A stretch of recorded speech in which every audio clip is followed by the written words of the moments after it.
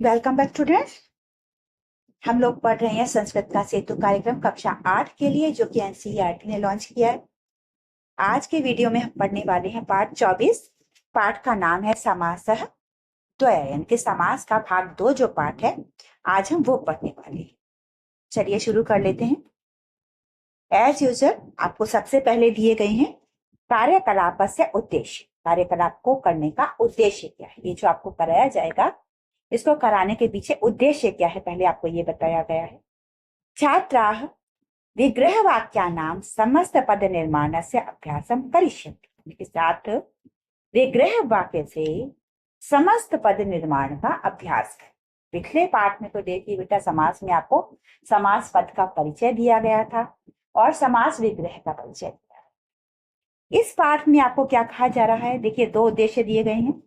पहला दिया गया है छात्राः विग्रह वाक्यानां समस्त पद निर्माणस्य अभ्यासं करिष्यन्ति, और दूसरा उद्देश्य दिया गया है छात्राः समस्त पदानां विग्रहस्य अभ्यासं करिष्यन्ति। यानी कि फुल मिलाकर के आपसे यह उम्मीद की जा रही है कि इस पाठ को पढ़ने के बाद आप समास पद कोई दिया गया होगा तो समास का आप विग्रह कर लेंगे, उसका वाक्यांश बना लेंगे, या फिर कोई विग्रह दिया हुआ होगा तो उसका आप समास बना लेंगे। चलिए शुरू कर लेते हैं। विषयावबोधः।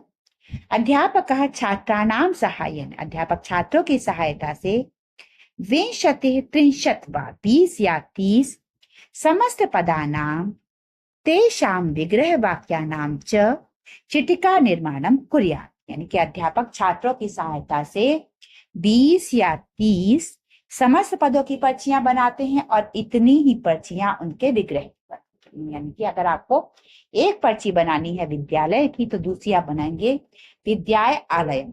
ठीक है, ऐसे करके आपको पर्चियां बनानी है 20 या 30। उसके बाद अध्यापकः प्रारंभे विभक्ति तत्पुरुष समासस्य द्वंद्व समासस्य च प्रयोगं कार्य। यानी कि अध्यापक पहले क्या करेगा कि विभक्ति में तत्पुरुष समास और द्वंद्व समास का प्रयोग करेगा, क्योंकि यह सबसे आसान। क्रियान्वयनम, इसको इंप्लीमेंट कैसे किया जाएगा।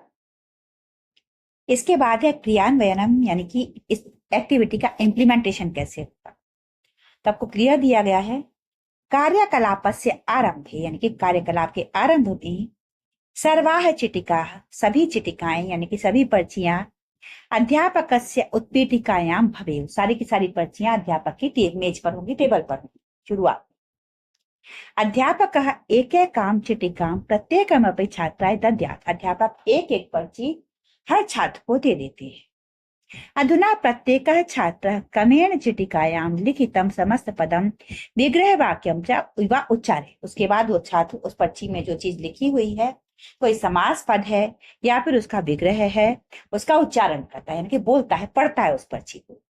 छात्रेण उच्चारितस्य समस्त संबद्धाः विग्रह वाक्या संबद्धाः वा चिटिका यस्य छात्रस्य समीपे भवेत् सः तत्कालम् उत्थाय चिटिकायां लिखितं समस्त पदं विग्रह वाक्यं वा वदेत्। यानी कि जब छात्र खड़ा होकर के अपनी पर्ची में लिखा हुआ विग्रह वाक्य या फिर समास पद पढ़ देता है तो उसके बाद उस विग्रह पद से जुड़ा हुआ समास पद या फिर उस समास पद से जुड़ा हुआ विग्रह पद जिस बच्चे के पास पर्ची में लिखा हुआ होता है, वो बच्चा खड़ा होता है और अपनी पर्ची को पढ़ देता है।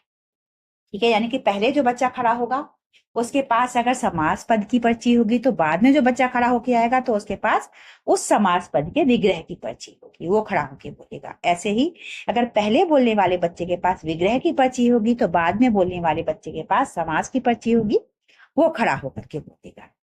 अनेन विधिना अन्ये अपि छात्राः इमामेव प्रक्रिया अनुसरन्ति। इसी प्रकार से बाकी के बच्चे भी इस प्रक्रिया को अनुसरण करते हैं, फॉलो करते हैं। जैसे कि आपको दिया गया है राजपुत्र, यानी कि राजा से पुत्र, नदी तीरे, नदी के किनारे, पाकशाला, रसोई घर को या पाकशाला कह सकते हैं जहाँ खाना पकता है।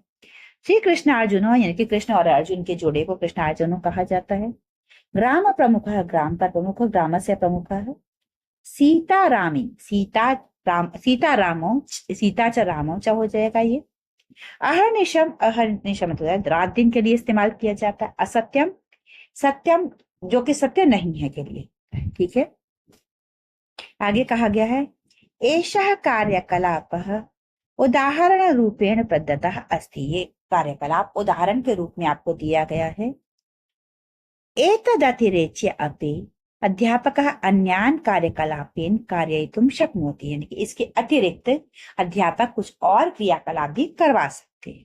अब आपको इन शब्दों के लिए देखिए, यहाँ पर विग्रह दिए गए हैं, इनको हम पढ़ेंगे। सबसे पहले राजपुत्र। राजपुत्र के लिए जो बनता है शब्द वो आपको यहाँ दिया गया है, राज्ञः पुत्र, यानी कि राजा का पुत्र। उसके बाद शब्द आपको दिया गया है नदी तीरे। नदी तीरे के लिए शब्द होता है नद्याः तीरे, तो आपको यहाँ पर दिया हुआ है, इसको आप मिला लेंगे, नद्याः तीरे। उसके बाद आपको दिया गया है पाकशाला। पाकशाला के लिए शब्द यहाँ पर आपको दिया गया है पाकाय शाला, यानी कि पकाने के लिए शाला। जगह श्री कृष्णार्जुनो, जगह यहाँ पर जगह श्री कृष्ण च अर्जुन च। अगला आपको दिया ग्राम प्रमुख, तो इसके लिए आपका शब्द यहाँ पर हो जाएगा ग्रामस्य प्रमुख। आगे दिए गए सीताराम, तो इसके लिए आपका शब्द बन जाएगा सीता च रामः च। फिर आपको दिया गया अहर्निशम, अह च निशाच, यानी कि दिन में भी और रात में भी, यानी कि रात दिन शब्द जो होता है उसके लिए कहा जाता है अहर्निशम। अगला है असत्यम, तो इसके लिए आप कह देंगे न सत्यम। ये सारे के सारे मैच हो जाएंगे। इस तरीके से पहला बच्चा अगर बोलेगा पाकशाला, तो दूसरा बच्चा वो बोलेगा जिसके पास पर्ची में लिखा होगा पाकायशाला। इस तरीके से एक क्रियाकलाप कराया जाए। ठीक है। इसके बाद आपको यहाँ पर आकलन पत्र दिया गया, इसमें कहा गया है कि विग्रह वाक्यानि च मेलयति, विग्रह वाक्य को आप मेल कीजिए समास से। तो एक एक करके हम इनको सबको करेंगे। सबसे पहले आपको दिया गया है भिक्षाटनम, तो इसके लिए आपका बनेगा भिक्षाय अटनम, हम मिला देंगे। उसके बाद है शरीर अंगानी, तो इसके लिए शरीर से अंगानी। फिर है उद्यम समः, ठीक है, उद्यमेन समः, उद्यम के समान। अगला है दशरथ सुतः, दशरथ के पुत्र, तो दशरथ से सुतः हो जाएगा।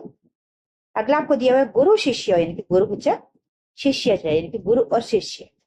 आगे राम लक्ष्मण सीता, तो हो जाएगा रामः च लक्ष्मणः च सीता च। अगला आपको दिया है पुत्री पुत्र, पुत्री च पुत्रः च। आगे संख्या गणना, संख्या नाम गणना, यहाँ पर ये मैच। ये आप इसका स्क्रीनशॉट भी ले सकते हैं बेटे, क्योंकि आपको आपकी नोटबुक में करना होगा। यहाँ आपका ये पाठ खत्म हो जाता है मेरे हिसाब से। आकलन पत्र यहाँ खत्म हो गया है आपका। इसके बाद केवल एक पाठ बचा है और छठा आपका आकलन पत्र बचा है, वो भी मैं आपको बहुत जल्दी कराऊंगी। इनको आप देखते रहिए, समझते रहिए। कहीं कोई डाउट है तो आप लोग कमेंट सेक्शन में पूछ सकते हैं बेटे। चैनल सब्सक्राइब अगर आपने अभी तक नहीं किया है तो बहुत जल्दी से कर लीजिए। Have a nice day ahead. जय हिंद, जय भारत।